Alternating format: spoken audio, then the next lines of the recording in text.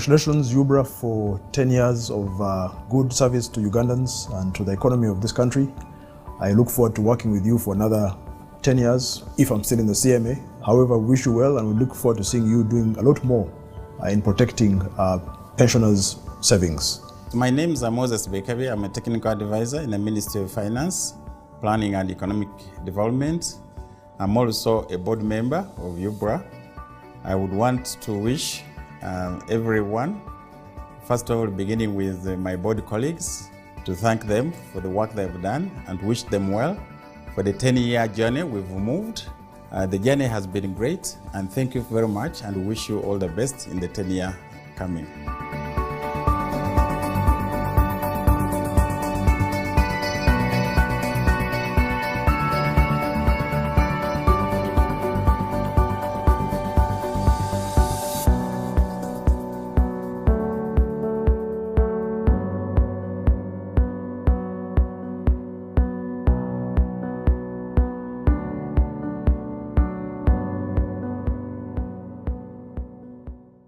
I am Max Ochai.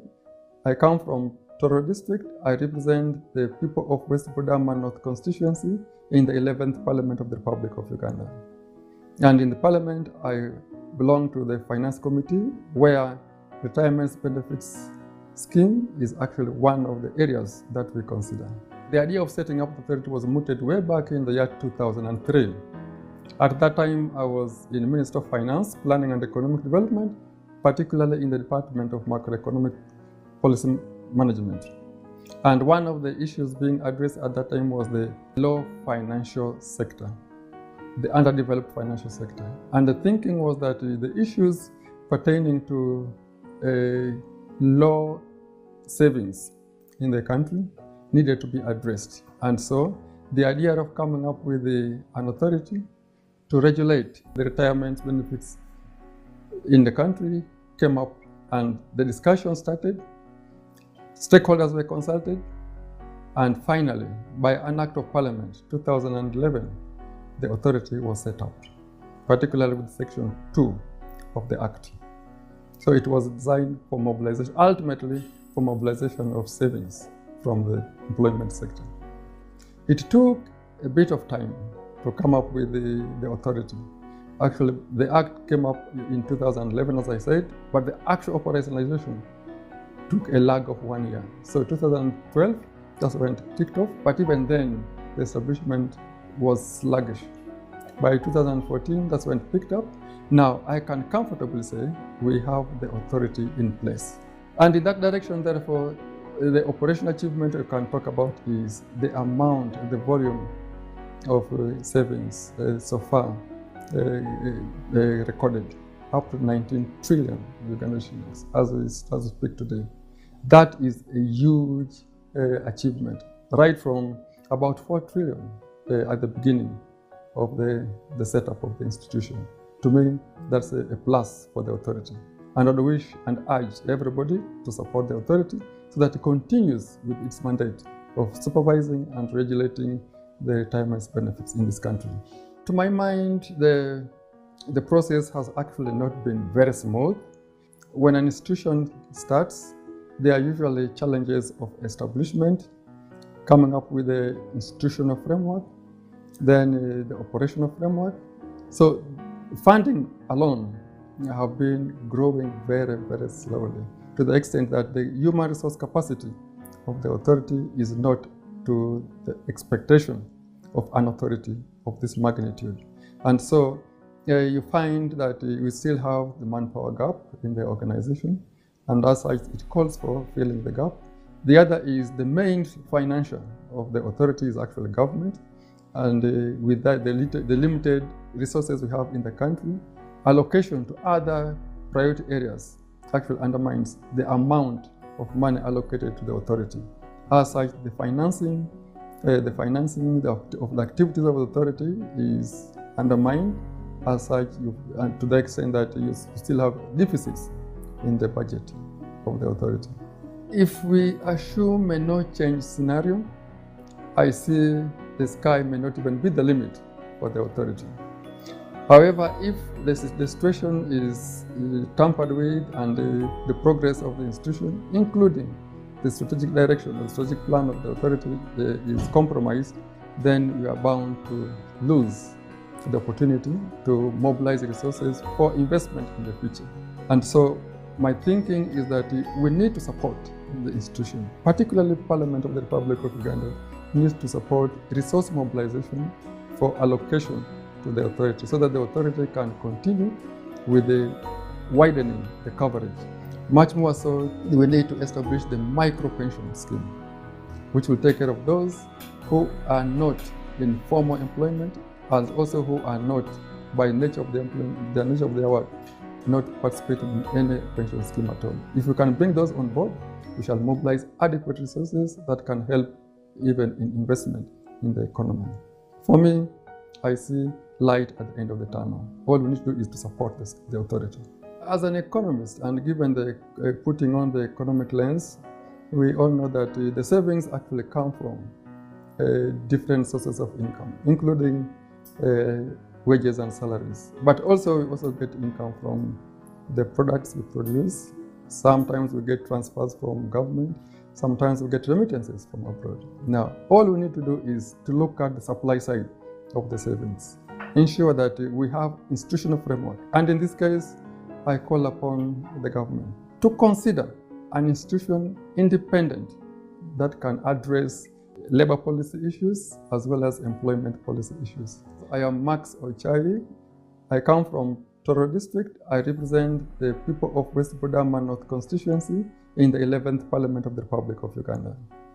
And in the Parliament, I belong to the Finance Committee, where retirement benefits scheme is actually one of the areas that we consider.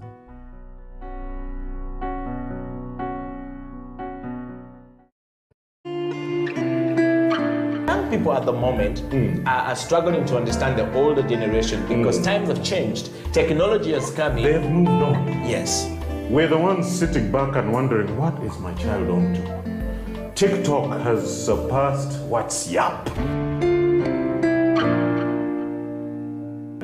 The other one I call, I never call it Facebook, it's Bookface. Why are you on Bookface? Dad, it's Facebook. Yes.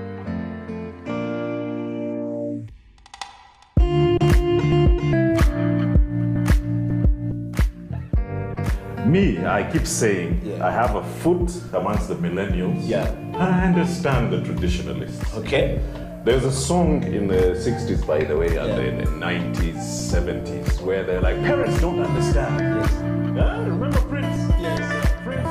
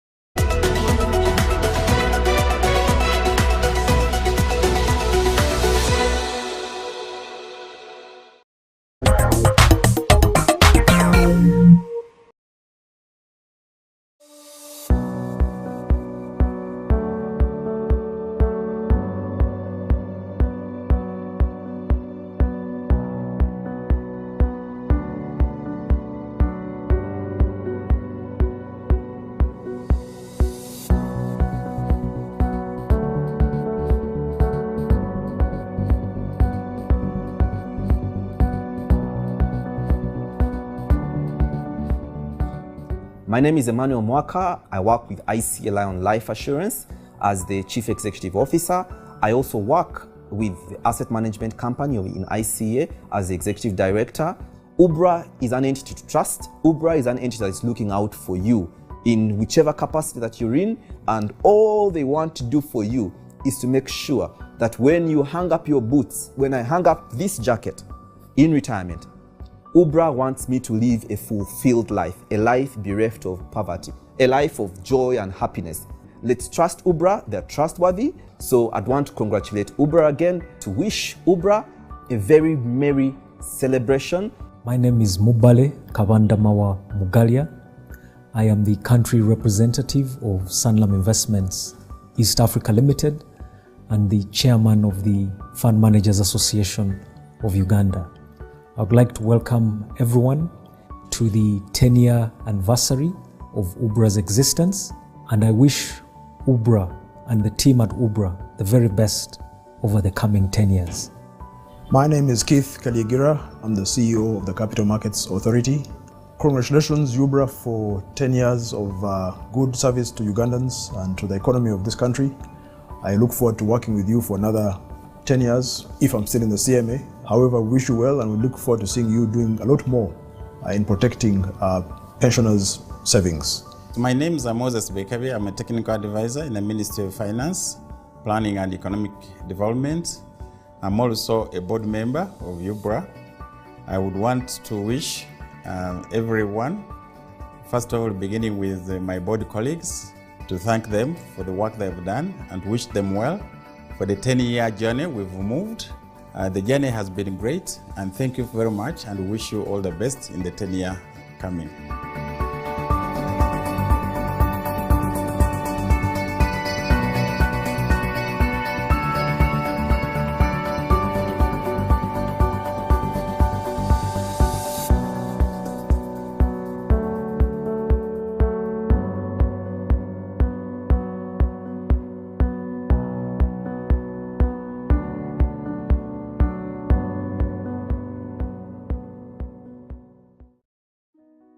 My name is Nathan Andala Mafabe.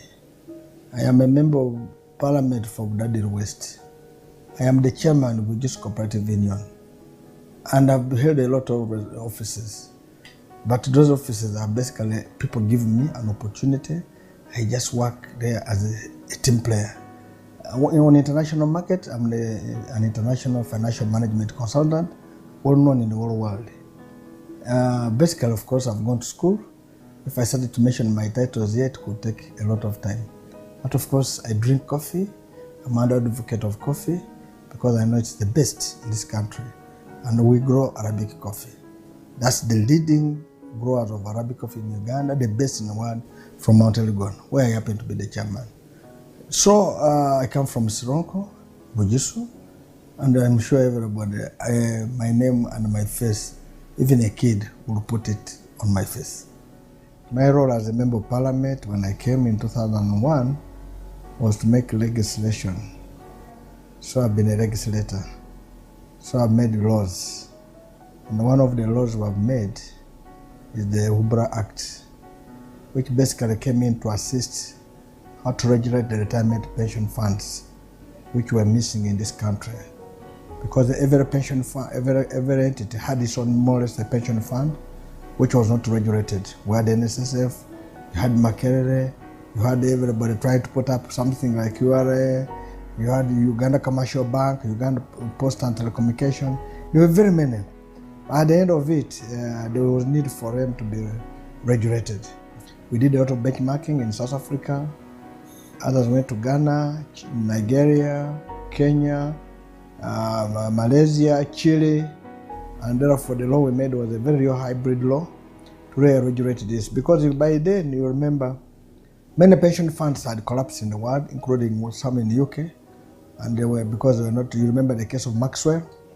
And that's why we needed this one to come in, so that we make a law which will not allow a pension fund like this one to collapse. I'm proud that now we have over 19 trillion shillings in the pension fund. That's a very good contributor to national development, and in the future I'm sure this money we shall not go to borrow. we shall use this money of the pension fund to really develop our country. And also this applies even to some farmers, those who grow coffee, those who grow cotton, those who grow tea, those who grow sugarcane, should be able to contribute to this pension fund in one or the other. For example, coffee is the leading exporter.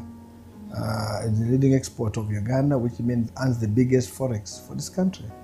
And why should it contribute to the pension fund, the development of this country? And we can imagine in a very short time, in less than 10 years, we have over 19 trillion. It believes that within the next 5 years, we should be over 40 trillion.